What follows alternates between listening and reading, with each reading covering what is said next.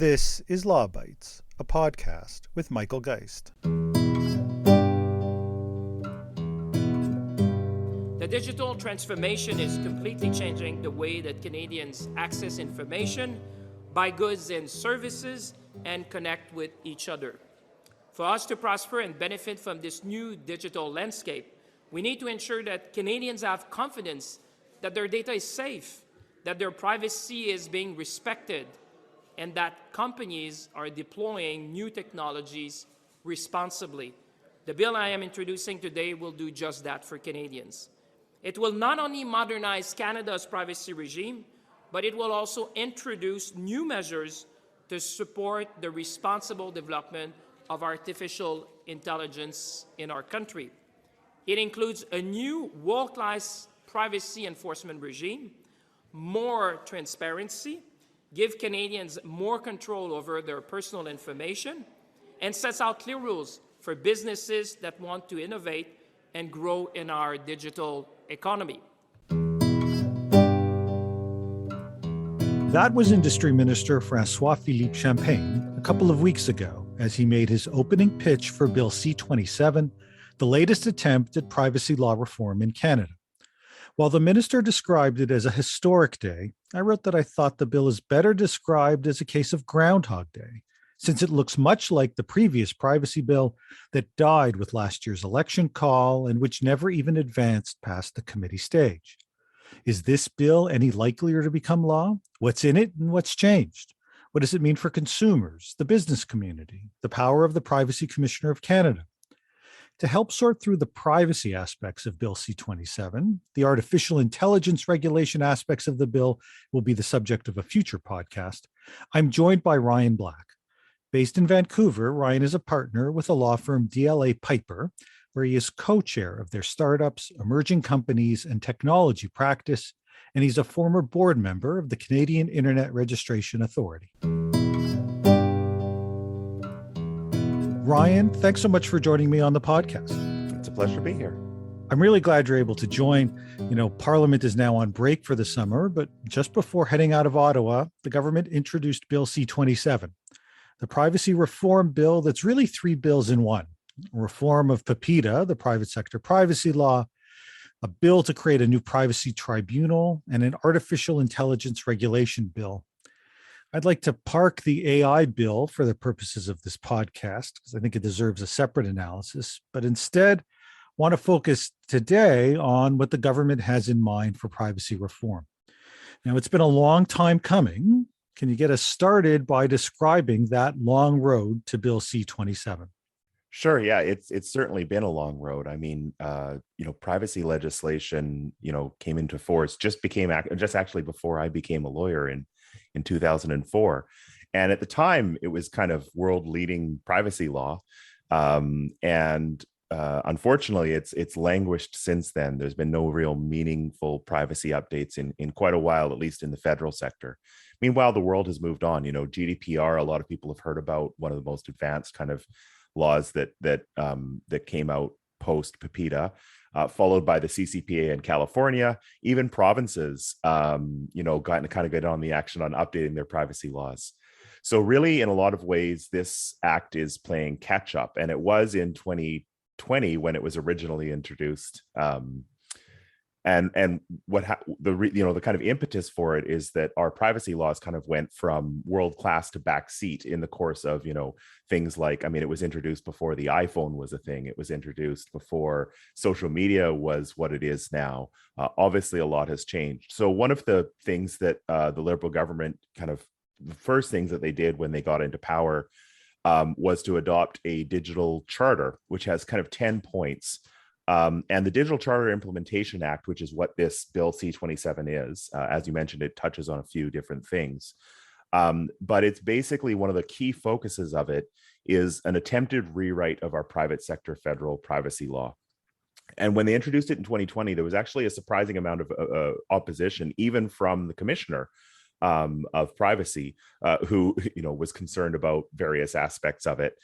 But basically, I think the government was a little bit surprised that nobody liked the thing. Businesses were against it. The commissioners were against it. It kind of landed with a bit of a thud, and it sat on the table for a while until the election was called. When the election got called, the bill disappeared, and there was really no talk about it either. That was the other interesting thing, is that there was the first reading of it, and then it kind of just, there was crickets after that.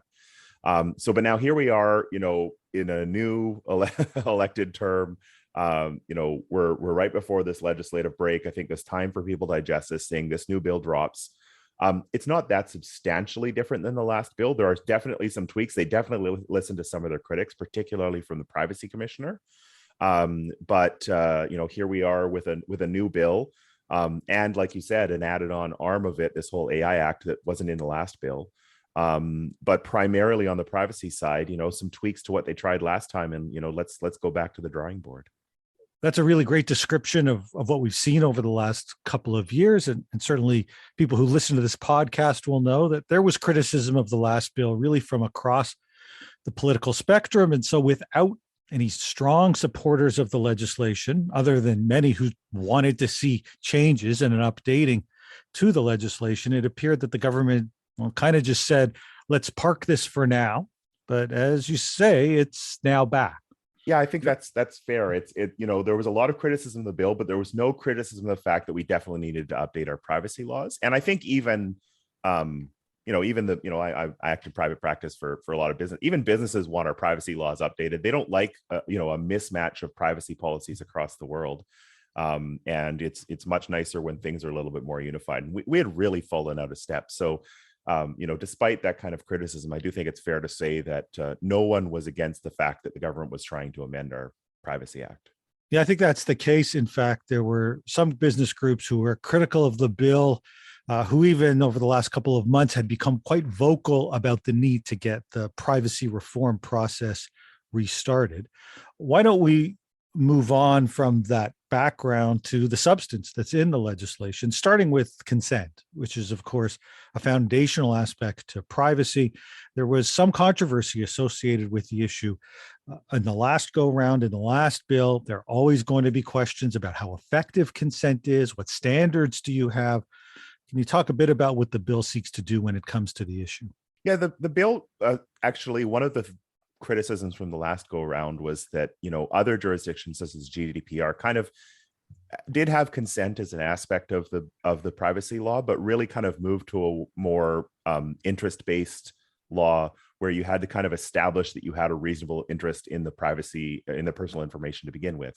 And the problem with consent, as you've kind of said, that there's some, angst about the consent provisions. The problem with consent is we're inundated with consent requests on our daily lives. I think you and I, in recording this podcast, are probably deemed to have consented to about 10 different terms and conditions, probably about 13 different privacy policies.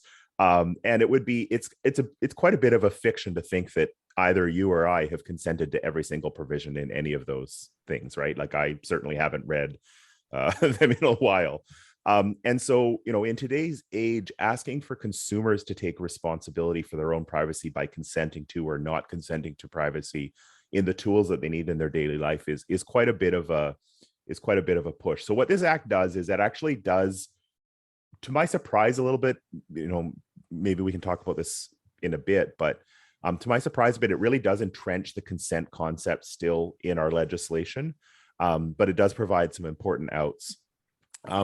The principle here is it's consent required unless. So in other words, in order to use someone's or collect someone's or disclose someone's personal information, you need consent unless. And then there's a very long list of unlesses that we'll get to. But it needs to be a contemporaneous consent.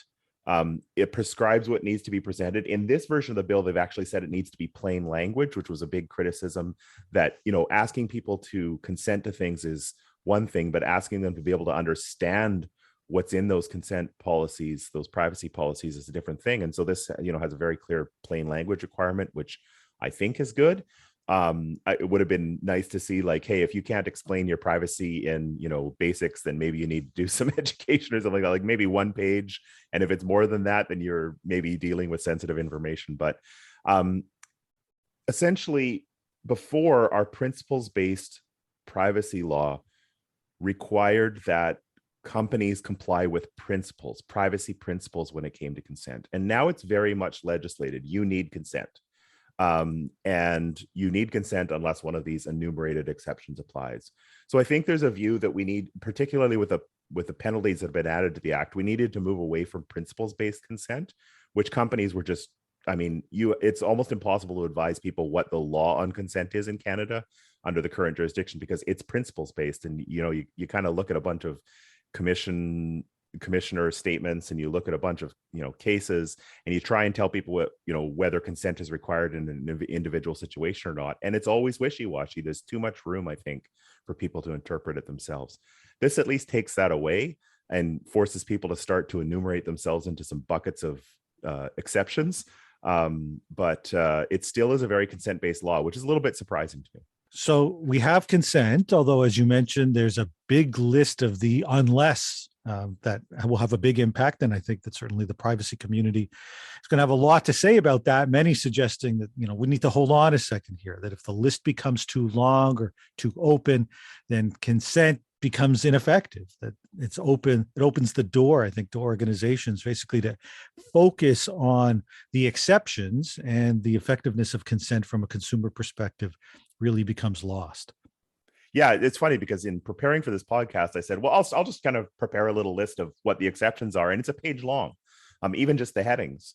So you have exceptions for business activities, transfers to service providers, use to de-identify, and we'll talk about the de-identification later.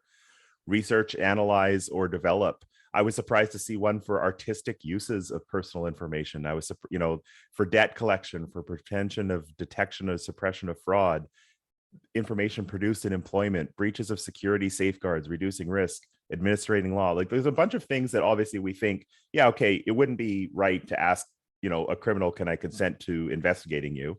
Obviously there are some exceptions to consent that make sense, but this is a very long list of exceptions. It's pages and pages long. It's probably the biggest section of the act, apart from the creation of the tribunal. And, it's going to be quite an exercise. There are a lot of exceptions to consent, fundamentally. It's going to be quite an exercise in, I think, over the next part towards implementing this bill. We are going to see a lot of discussion on, can this be streamlined somewhere? I would hope we're going to see some discussion on that, because it's a lot. It's interesting to me. You obviously mentioned advising clients and some of the challenges with advising those clients when it comes to privacy law. I'm curious, to what extent, when you're talking to clients, are they focused on trying to fit within the exceptions, essentially trying to find a way not to have to obtain that explicit consent from consumers, or do clients take the approach of saying, no, I get it, I recognize that the consent is appropriate. How do I ensure that I comply with that sort of consent? So is the focus on the exceptions or on obtaining the consent itself? I think that's fair. I think, look, for the most part, the companies that I work with, they're subject to privacy regulations all over the world, and they're used to needing to comply with privacy laws, and they actually don't have much of an issue with that. They just want to know for sure what they have to do. And the problem with this long list of consent, some of them are very, very detailed. The problem, of exceptions, which are very, very detailed. The issue is that in some cases, they may be involved in a business transaction that isn't captured by the exact wording of the business transaction exemption. And their business transaction may not quite align with the way that the legislature, most of whom have never worked in business, considered when they drafted it. And so you end up with this a little bit like, I think it's similar to Castle in that, the principle is fine. The idea that we're going to have consent, the idea that we're going to have exceptions to consent, it's all fine. But when you get into the nitty gritty in the way that this legislation does, I think it makes it very difficult for businesses to decide, does this exception apply to me or not? And if it doesn't apply, and I need to do it anyway because this is how it works in the rest of the world, what do I do? The big difference with this version of the bill compared to 2020's version is this addition of legitimate interest as one of the exceptions. And that's actually a really, really big exemption, because this adds back in a principle-based exemption. If you have a legitimate interest based on the sensitivity of the information, based on a number of factors, if you have a legitimate interest to collect and use information, you can. And it takes it out of the consent realm and moves it into You don't need consent to do this, either express or implicit, which is actually, to me, I think, I would have preferred to see them kind of lean into that and then say, now here's a bunch of things that we consider to be legitimate interests on that type of basis, because I think that, again, asking consumers to take responsibility for managing their own consent, and on the same time asking a million different businesses to interpret these really, really difficult consent provisions in their own way, it's always going to lead to a mismatch of consumer expectations with what the businesses want to do. Now, you mentioned the introduction of legitimate interest. What kind of safeguards are built into that? Well, I mean, it kind of comes back to this whole idea of, you have a legitimate interest when a reasonable person would expect, by the nature of what it is you're doing, that you would collect that information. Like, for example, if I'm a store, I need to collect your credit card in order to process a payment. Now, I have a legitimate interest in doing that. You have a legitimate interest in doing that to make this transaction happen. And one interesting thing about our version of the legitimate interest exception is there is this kind of reasonability test, but on top of it, there's a provision that says that the personal information can't be used for the purpose of influencing the individual's behavior or decisions, which I think is clearly directed at people who are trying to say, well, we're advertisers. We absolutely want, everyone has a legitimate interest in receiving great ads. And the way that I read this kind of exception is that this is almost like a legitimate interest isn't quite for you, advertisers. But we'll see how that plays out. I think that there is some work to do in this, because clearly they added legitimate interest as a result of criticism from the commissioners and criticism from the business community, also from receiving the kind of feedback that they got that other jurisdictions have these types of more principles-based legitimate interest provisions. And so we were, again, out of step, which was not the purpose of our law. I think that there will need to be some work to realign the previous version's consent focus with this new legitimate interest exception. I kind of feel like they just felt like they could crab it in and make everyone happy. I do think that there is going to need to be some movement from some of these consent exceptions into the legitimate interest category, and leave consent to be something a little bit more clean and pure, if that makes sense. At his opening press conference, one of the issues that the minister made a point of emphasizing was new protection for minors. In fact, I heard him on another podcast recently where he talked about this as being really a critical component to this particular bill. What does the bill do specifically around the issue of minors? If I can take a quick step back, I think it's really important to realize that when we talk about minors, we talk about everyone under the age of majority in a province. And I think there's a very quick idea that we're talking about little children that need to be protected. And I completely agree. But 16-year-olds and 17-year-olds are definitely participating on the internet, and they are just as minors as others. So I do think that when we talk about minors, we tend to think about, or legislators tend to have in mind, these really kind of maybe children who need careful watch and protection. I think that when it comes to privacy, everyone under the age of 18 is a pretty wide net to catch. But that's maybe for a different topic. I do wonder if we need to add some balancing of that. But the main thing that this act does is it deems all minors' information to be sensitive information. Interestingly, there aren't a lot of provisions in the act about what you can and can't do with sensitive information, but there are a lot of provisions that say that when you make this type of a decision, when you want to apply this type of an exception, when you want to have this type of privacy policy, you need to take into consideration the sensitivity of the information. And this is basically signaling to businesses, you can't say we're collecting trivial minor information. You are always collecting sensitive minor information. That's really important. An example of how that plays out is that there's this idea in the act that someone can request that you dispose information. If you have personal information about me, I'm going to ask that you please dispose it. And obviously we all understand that people want some control over the information. But what this act does by making it sensitive information is say that organizations can't say, oh, we're going to keep it anyway, even though they've asked for it. We're going to keep it anyway. They actually have, they have to say because they want to keep advertising the person or it's necessary for the products and services, they want to keep this information. This exception would essentially say, no, you can't, because it's sensitive information.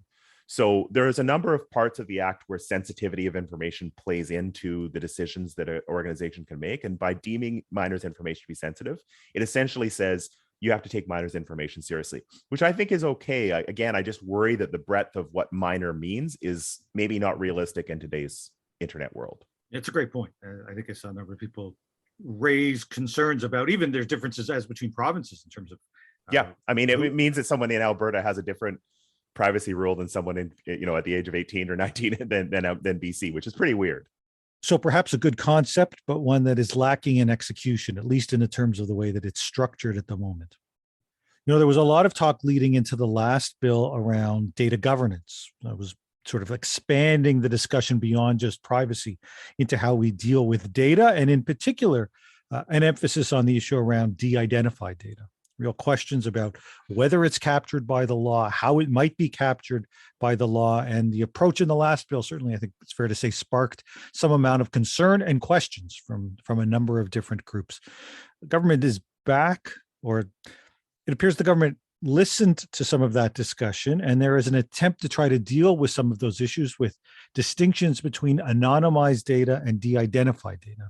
Can you walk through a little bit what the government has in mind in that regard? Sure. I think the main objection to the last version of de-identified data was that you could kind of drive a Mack truck through it. And they've now clearly created two definitions in the act. Anonymized information is information that even with your best efforts, you could not in any way recover to personal information. De-identified information is information that's been de-identified in a manner that you can't directly, re-identify someone through that information, but through some effort, you still may be able to.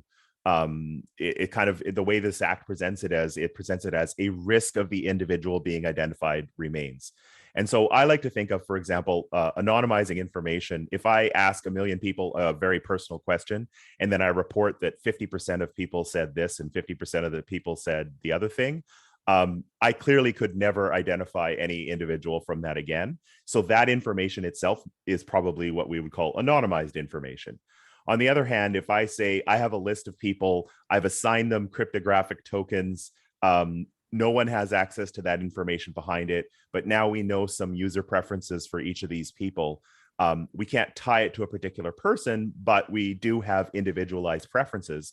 That's probably de-identified information, because if I did get that cipher key, if I did get that cryptographic key, I could unlock that information and learn their information. Of course, there's a huge spectrum in between there of activities you can do to remove the personal information about someone that will be maybe closer to anonymization than de-identification, or vice versa. But those are the kind of obvious, kind of starting points. And what the act does is it does require de-identification in a number of provisions.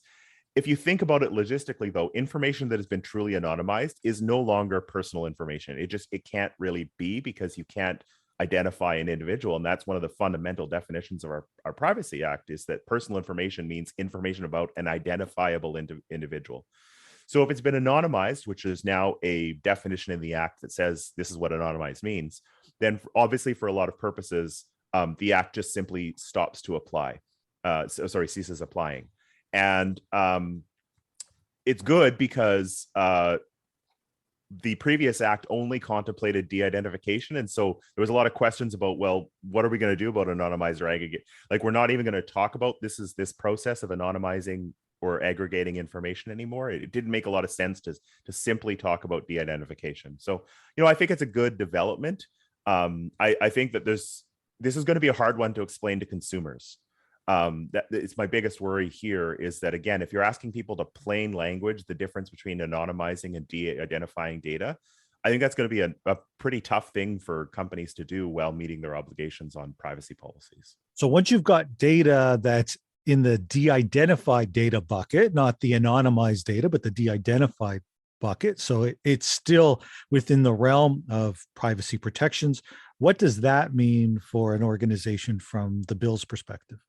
Yeah, so once it's de-identified, there's a number of provisions that basically loosen the obligations on what you can do with it. And it's important to understand that putting it in that bucket requires you using someone's personal information. So if I have personal information and I want to take advantage of these, parts of the act that allow me to do things with de-identified information that I couldn't do with personal information, I need to de-identify it. And there's an exception in the act that essentially says that you can, without consent, use someone's personal information in order to de-identify it.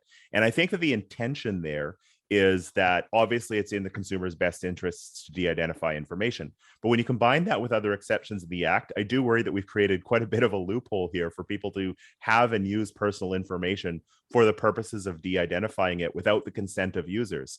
Again, this is outside of the legitimate interest regime. This is outside of these types of exceptions that are kind of based on what a reasonable person would expect you to be able to do with that information. So giving a broad-based consent exception makes sense in the sense that, yeah, in order to identify it, I need to use it. So therefore, I don't need consent to do that. That would be a little bit silly. But on the other hand, having it in there as a standalone exception, in my view, may create a few more problems than has been originally thought about. We hear a lot coming out of Europe in particular, the GDPR, around new individual privacy rights and an emphasis around whether or not Canada either already has or should have some of those rights. Data portability, the right to be forgotten, both come to mind. Are either of those things coming quite more clearly to Canada as part of this bill? In roundabout ways, I think the answer to that is yes. The individual, I'll start with the right to be forgotten. The right to be forgotten kind of in a roundabout way has always been in our privacy law because we have this obligation under the act to only retain personal information for as long as it's actually required for your business purposes or for your organization's purposes. The new individual privacy rights, there are a number of sections of the act that essentially allow an individual to make a complaint, to bring something to the attention of the commissioner. There's also a whole section about data portability that basically says we're going to figure this out later in regulations, but we want to have a data portability scheme. I think maybe that was an attempt to look at what California has done and say there have obviously been some issues there. From Canada, we need to recognize that we're not going to, California has more pull on tech companies than we do. Let's just put it that way in a very nice way. And from Canada, it's going to be very, very difficult to, impose rules on data portability from a practical perspective, because all of the big tech platforms are going to focus on California. And so if we impose rules that are really out of step with what California does, I would just have to imagine that it's going to be practically very difficult for any real compliance to happen. And so I think that this idea of adding a right of data portability, which, by the way, data portability would essentially mean if I'm on platform A, companies right now kind of lock you into using that platform because all your stuff is there and it's really hard to get it off. This basically says consumers need to have some sort of a right to move to platform B. And you need to facilitate the safe transfer of that information. You can't just, one of the worries I think about a data portability right is that companies will say, great, here's a full version of your personal information, do whatever you want with it. But individuals don't really have the ability to protect their personal information in the way that that an organization, like one of the major social media companies does. And so the idea is we want you to come up with a safe data portability mechanism. We're not going to tell you what it is yet, but the signal in the act is it's going to be here. There are going to be regulations about it. I expect them to align with what California's done just from a practical perspective, but I do expect that they will still respect the Canadian principles that are set out in the act, which thankfully do, quite align with what California's done. So you've mentioned compliance and some of the compliance challenges that come with the bill. And I think that provides a pretty good segue into the governance side of the legislation. We've talked a lot about some of the substantive provisions, changes that are in the bill, but there's also some notable changes or additions with respect to governance of privacy in Canada that I wanted to hit on before we close. Why don't we start with the effectiveness of the Office of the Privacy Commissioner, which for many years it's been noted does not have order-making power, unlike counterparts in the provinces and other data protection or privacy commissioners around the world. How's the government proposing to address the privacy commissioner's powers? Well, I mean, clearly, that was I think one of the biggest impetuses of this update. Not much fundamentally has changed in the 2020 version from the 2022 version when it comes to the powers of the commissioner. There are certainly tweaks. Some of them are important for, for litigators and administrative lawyers and things like that. But for the average person, the key thing to note here is that the commissioner now does have a lot of power. And the commissioner basically has the full range of power they had before, which was to, start investigations and make recommendations and work with other law enforcement agencies all around the world to kind of do those investigations. Those powers have existed. What we've added to that now is, for example, an ability for a company to go to the commissioner and say, we would like you to bless our compliance program. And the commissioner now has this ability to say, I will bless your compliance program as long as you make these changes to it. That's a really interesting power of the commissioner that's never really been expressly mentioned before. I don't think it'll be interesting to see how they resource that, because there will be a number of organizations, I think, who try to take advantage of that, and resourcing may be an issue. So that's a very light power that the commissioner has. But then the commissioner has all the way up to very, very heavy powers, requirements to disclose information to the commissioner, can make orders about people's the use or collection of personal information, has the rule-making powers for any inquiries into whether or not a policy has been followed, recommending penalties to the privacy tribunal. So a very broad. Basically, the commissioner has been giving all the power, and I think, and I know we also want to talk about the tribunal here. I think one of the interesting things is the commissioner has been almost given so much power that the government saw fit to create a tribunal to actually implement what in other words, the commissioner becomes a vociferous advocate of privacy with quite broad powers, and then it's up to an independent tribunal to actually penalize people in this area. So that's an interesting development. The other interesting development in this version of the act is that I think the commissioner was a little worried that there was, like I said, from a resource perspective, there were now all these avenues to make the commissioner do things. Individuals could send in a complaint, individuals could make requests, organizations can make requests, and there's this explicit provision of the act that says that the commissioner has the power to prioritize complaints and actions. And I think the language it uses is, for organizations in the greatest need of guidance. And may in fact not. So in other words, the commissioner has been now clearly empowered also to prioritize what they're focusing on, which was missing from the last version of the bill, and I think to some angst of the commissioner. That's right. Although this approach may lead to a new set of complaints, this time from complainants, especially if they find that their specific complaint has been triaged out. Well, of course, it's always the case that prioritization points to the constraints that privacy commissioner has faced and some of the challenges in striking the balance. Your response also highlighted, I think, the last two issues that we need to focus on, both the creation of a tribunal, which at times has sparked some amount of concern, whether or not that extra layer, that oversight is needed, and of course the penalties themselves, which may have been one of the reasons that the government saw fit to establish the tribunal. Why don't we start, though, with that tribunal? We'll come to the penalties in just a moment. There's a lot there. Can you talk a bit about what the role of the tribunal will be, how it's structured in the legislation, and then we can move on to what kind of penalties we're talking about in the legislation? Right. Well, I'll preface this and start by saying that I'm definitely more of the privacy policy type lawyer than arguing before a tribunal type lawyer. So definitely not my strong area. But, when I look at what the tribunal has been empowered to do, I do view it as this kind of recognition by the government that we've basically given the commissioner all of the powers that they've asked for and more. And so maybe this second level of oversight is necessary to make sure that there's, an air of legitimacy so that, the judge, jury, and prosecutioner isn't all in one place when it comes to privacy violations. You're going to have user groups and individuals that are going to make complaints. You're going to have the commissioner with a lot of power to investigate and compel people in those complaints. And then when it comes time to an actual penalty, and these penalties are, by the way, quite serious penalties. These are the types of penalties that had the entire business community freaking out about the GDPR and the California Privacy Act. When you have those types of penalties, I think the view was, let's have a third-party tribunal, make make this seem more legitimate, make this seem more measured, make the commissioner have to argue to the tribunal why these things are necessary. If we're going to impose our power to penalize organizations, let's prove it to some reasonable standard.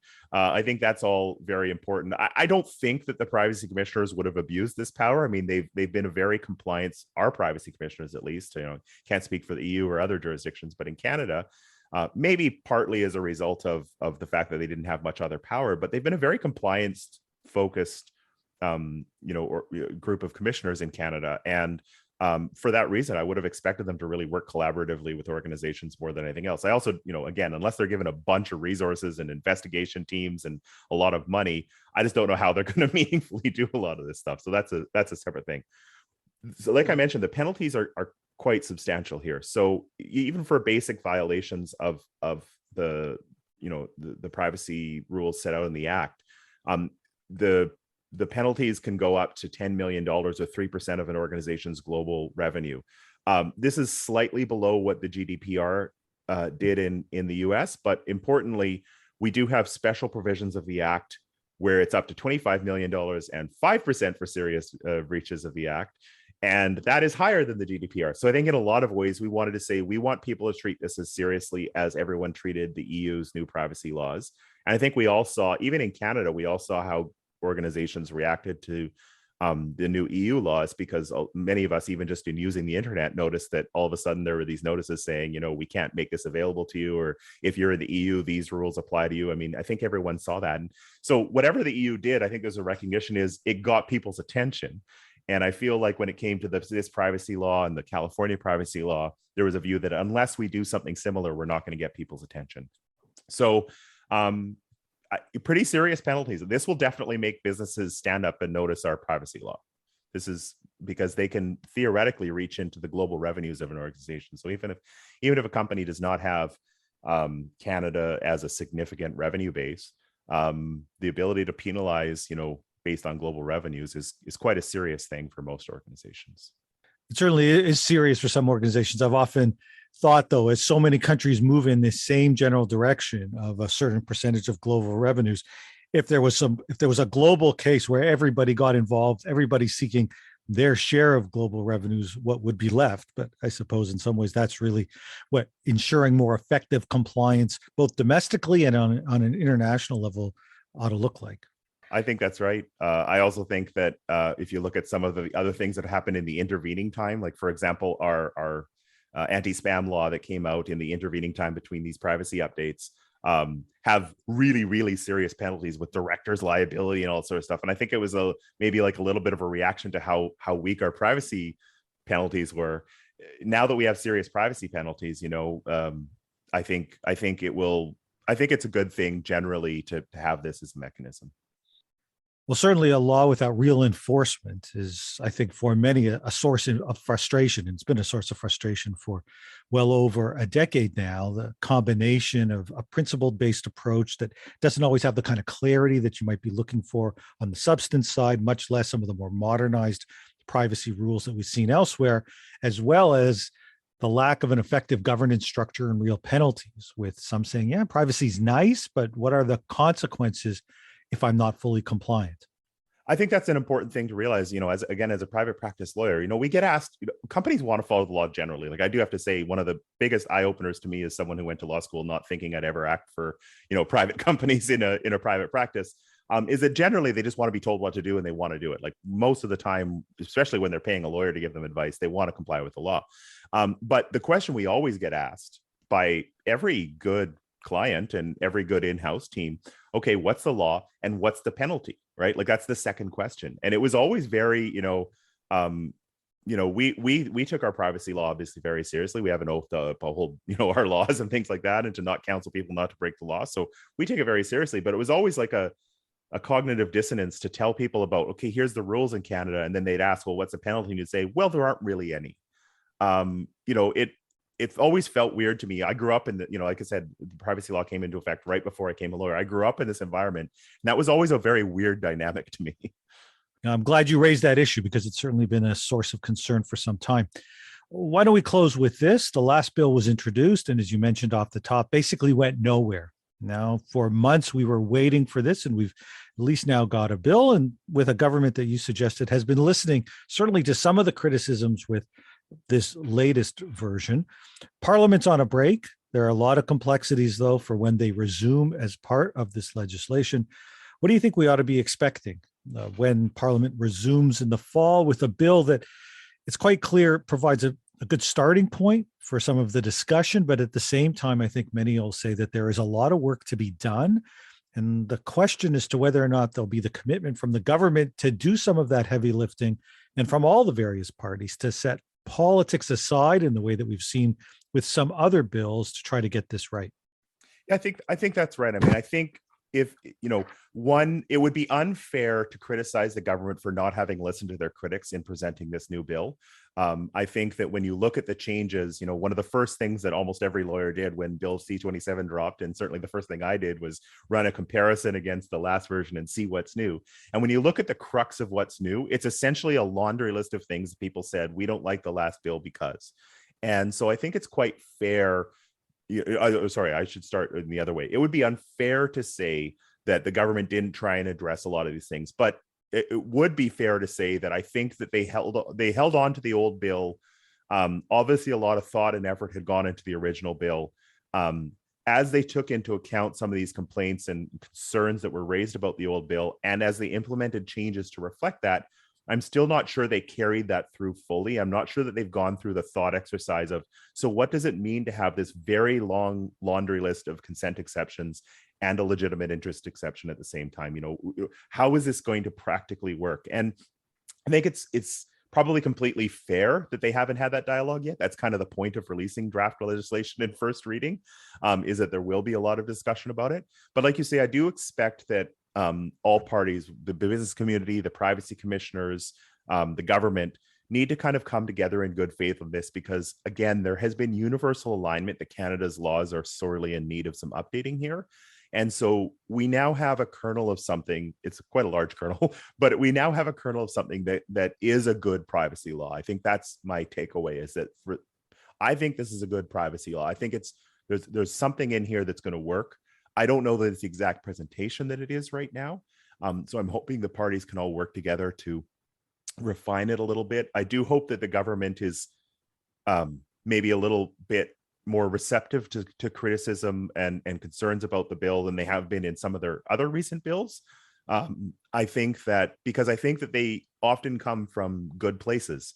And I think we'll see some unexpected alliances on this privacy bill too. Like, I wouldn't expect, to be this big, schism between organizations and people and commissioners and big media companies and small media companies and mom and pop tech shops. Like, I think we're going to see some really interesting alignments here, because the general view is, please tell us in a clean way what we can do and how we can practically do it, while realizing that we have to comply with an entire world's worth of privacy laws, because Canadian businesses, particularly over the pandemic, but just in a general basis, Canadian businesses rarely just focus on the Canadian market.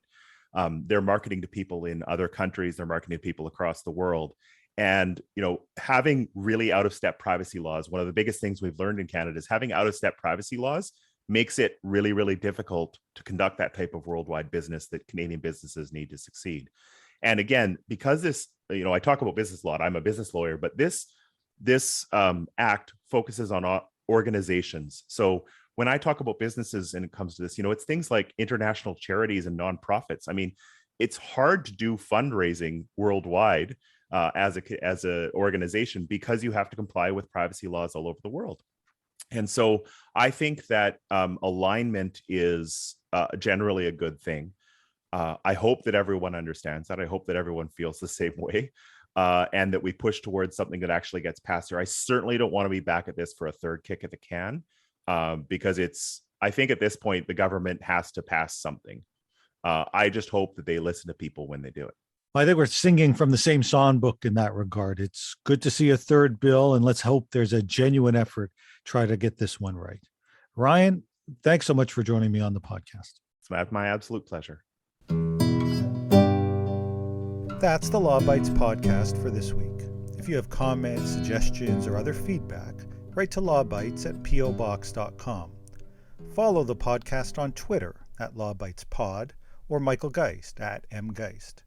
You can download the latest episodes from my website at michaelgeist.ca or subscribe via RSS at Apple Podcast, Google, or Spotify. The Law Bytes podcast is produced by Gerardo Lebron Laboy. Music by the Laboy brothers, Gerardo and Jose Lebron Laboy. Credit information for the clips featured in this podcast can be found in the show notes for this episode at michaelgeist.ca. I'm Michael Geist. Thanks for listening, and see you next time.